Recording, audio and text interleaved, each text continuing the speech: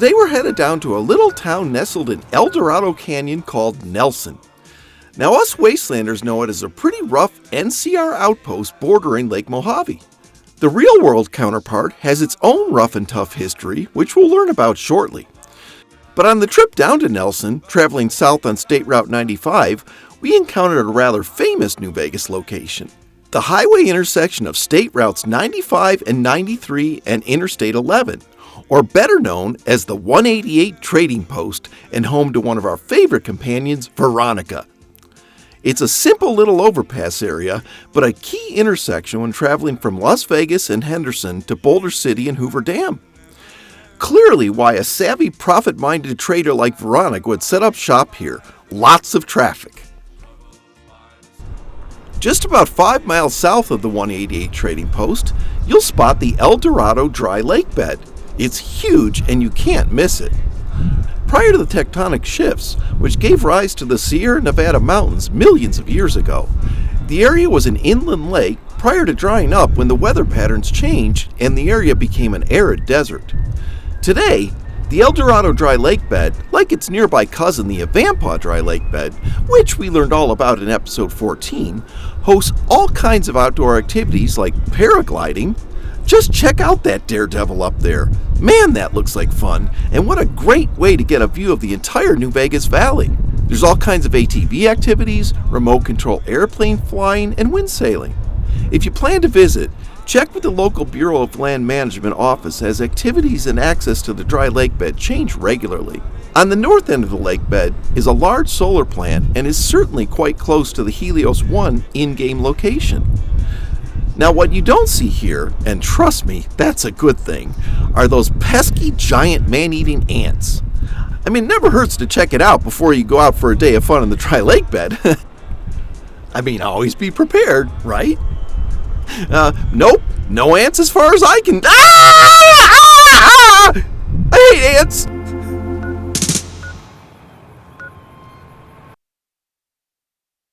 So right across from the El Dorado dry lake bed, you'll come to the intersection of State Route 165 East, which will take you right down to Nelson. Man, what is it with this paraglider? If I didn't know better, I'd say the Legion is dabbling in air power. I just can't seem to shake this guy. Anyway, from here, it's about 11 miles down to Nelson and 18 to El Dorado Canyon, home to the Techatticup Mine and a few other surprises. So let's head on down and see what Nelson has to offer. As you travel east on 165, you'll come over a little rise in the road and see the little town of Nelson nestled in a small canyon, exactly like you do when you discover it in the game.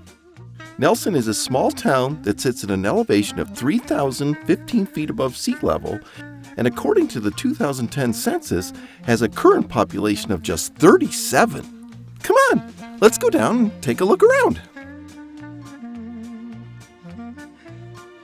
Nelson is an old mining town that, like many western mining towns, was abandoned after the mine dried up.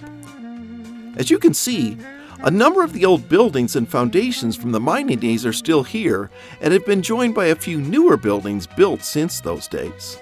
If you look closely, you can see that cave in the mountainside back there. That's an actual old mine entrance that's still open. And as you explore the area, you'll see all kinds of wildlife and native Mojave plants, like this prickly pear here, which, depending on when you visit, you might be lucky enough to see flowering. They're pretty spectacular when they do. And take it from me, the springtime is always the best time to visit the Mojave. So let's keep going down the road and see what other things we can discover. Right before you leave Nelson and head into El Dorado Canyon, you'll spot a Nevada State historical marker which will tell you all about the history of Nelson. You'll learn that the town was named after one of the early miners who was killed by a renegade Paiute who was hiding out in El Dorado Canyon. It tells all about when the town was settled and what life was like in a lawless gold mining town in a time when the nearest lawman was nearly 300 miles away.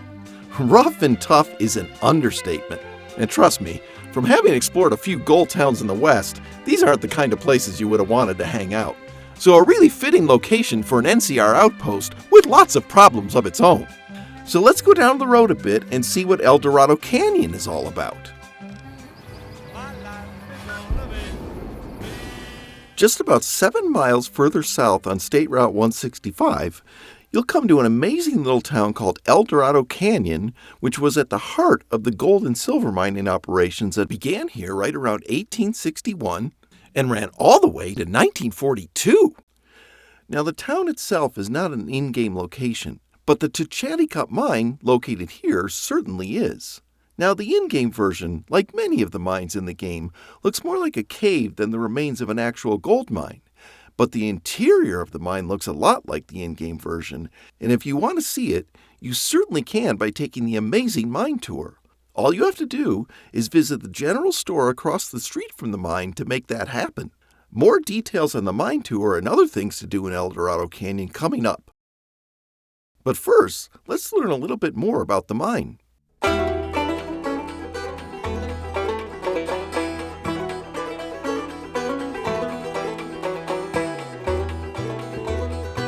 The Techatticup Mine, established in 1861, was the most important mine in Dorado Canyon. It produced millions of dollars of gold ore and was originally served by steamboats on the Colorado River. The mine's name is taken from two Paiute words meaning hungry or bread. The mine is the oldest and richest mine in southern Nevada and one of the most lucrative. Over the 87-some years of operation, the mine would produce an estimated $10 million in gold and silver. The original miners who discovered the strike were able to keep it secret for only a short time. By 1861, word got out and a gold rush was on. In no time at all, mining camps sprouted up all over the canyon. The initial miners were a rough bunch. The town was as lawless as Tombstone or Deadwood, and murder was a frequent occurrence. Disputes over claims and labor were common and almost always ended violently. It was so bad that law enforcement refused to enter the area until steamboat traffic from the Colorado River increased and the Army established a post there in 1867. By 1880, the population boomed, and at that time, more people were living in Dorado Canyon than the entire Las Vegas Valley combined. The mining operations came to a halt in 1942. At that point, Techatticup was not only the most profitable mine in Nevada history, but certainly the longest in operation as well. The mine and surrounding town was then abandoned and left to become a ghost town, the fate of most western mining towns. However, in 1994, Tony and Bobby Worley, local residents and visionaries, resurrected Dorado Canyon, and with the help of their sons and a number of other local residents, including the football team, they breathed new life into the town with a massive restoration project. Today, thanks to the Worley family, you can not only see and visit the Techatticup Mine, you can explore several acres of amazing buildings and artifacts that take you not only back to the heyday of the mine, but in a lot of ways right into the Mojave Wasteland as few places can. The site has become a mecca for photographers, history buffs, and movie producers. In fact, 3,000 Miles to Graceland, starring Kevin Costner and Kurt Russell, who returned to shoot another film entitled Breakdown a few years later, were both shot here. So now that you know all about the mine, let's check out this amazing photographic wonderland that the Worleys are sharing with us. Now, if you're a wasteland wanderer like I am, you're going to find a treasure at every turn when you explore this spectacular place.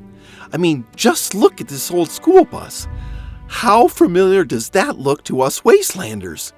Gee, I wonder if there's a compass in there. You'll come across several old foundations which are wonderfully reminiscent of those you go picking for junk through from one end of post-apocalyptia to the other. And talk about authentic wasteland housing, check out this vintage travel trailer. I mean, it's a perfect in-game match. And speaking of in-game matches, check out this old gas station. Come on, notice those vintage number tiles for the sign? Can't you just see those on your favorite Red Rocket station? Oh, and check out what's filling up out front. A fusion flea! How awesome is that? And if all this exploring is making you thirsty, don't sweat it. There's a Nuka-Cola machine right on this porch. Oh gosh, it's empty. Okay, so it's not actually a Nuka-Cola machine, but it's the real-world equivalent anyway. And like everything else around here, it's wonderfully vintage 50s, right in line with our beloved Fallout universe. And speaking of vintage 50s, check out this car. Jeepers, I feel right at home here. Now check these out. When I encountered these spectacular wasteland vehicles, I was immersed in the very inspiration for Fallout itself, one of my all-time favorite movies, The Road Warrior. I mean, look at this collection. This one looks exactly like the one the survivors at the refinery used to escape with their precious fuel. These are absolutely amazing to see and are so at home here in the desert. Folks, we are in the wasteland. Stepping around the back of the school bus Road Warrior truck revealed yet another surprise and helped bring the movie and the game Wastelands together. This one has its very own Nuka-Cola machine. Guess Max likes a cold one too.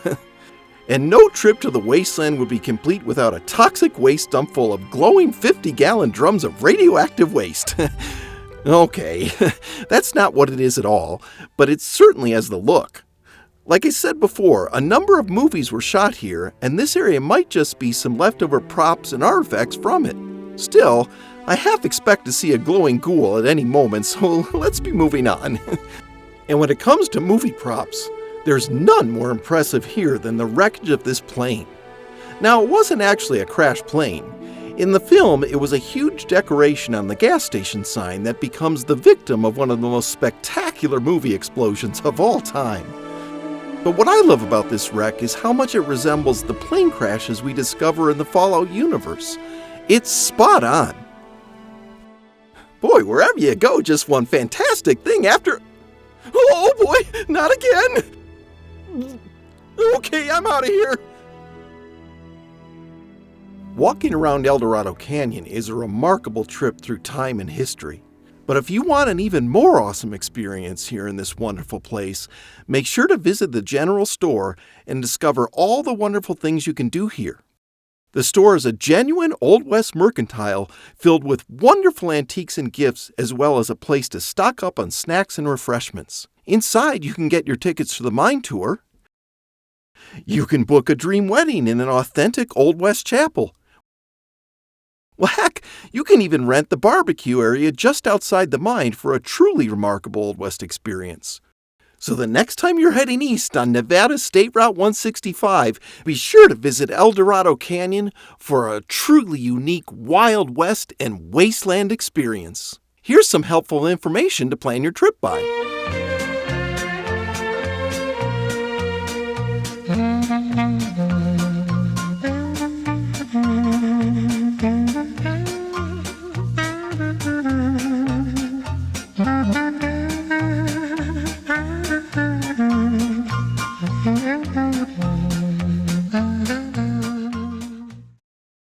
Well, if you think we're done exploring El Dorado Canyon, guess again.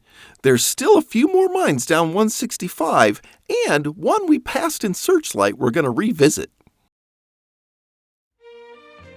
About 3 miles southeast of El Dorado Canyon, on a dirt road just off of 165, you'll discover the Jubilee mine site. The Jubilee was another gold and silver mine and part of the El Dorado Canyon network of mines. It's not clear when it ceased operations, but it was certainly before the Techatticup did in 1942. Now the mine is closed to the public and is private property. You can see it from the road, but that's as far as you'll want to go. The mine's not safe to explore, so you'll want to keep your distance. Now the Jubilee mine is not one of the mines in Fallout New Vegas.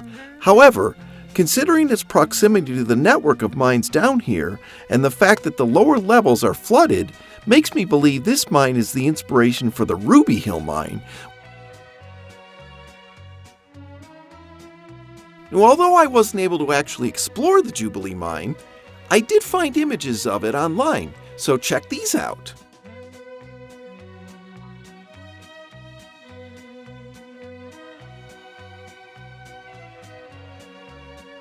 The next mine we're going to discuss is the Lucky Jim mine.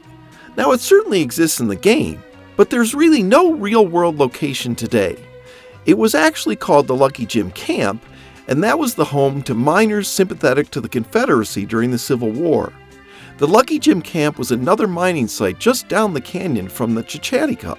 Today, the area is just typical canyon desert and no structures or traces of the mine remain.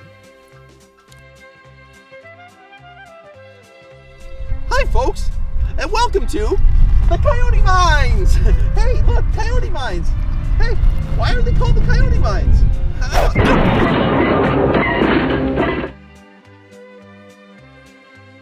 Now about 40 miles south of Nelson, on State Route 95 and just north of Searchlight, you'll spot what happens to be a more modern mine operation and see a very distinctive sign. Yep, you guessed it, the Coyote Mines. Unlike the mines up in Dorado Canyon, which date back to the Civil War era, the Coyote Mines are relatively new and were first permitted to operate in 1995.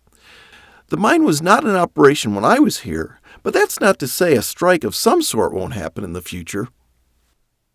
So while I was doing my research, I noticed that the Coyote Mines are currently for sale. So if you have $1,999,000, those mines could be yours and you could be a real gold miner. Oh,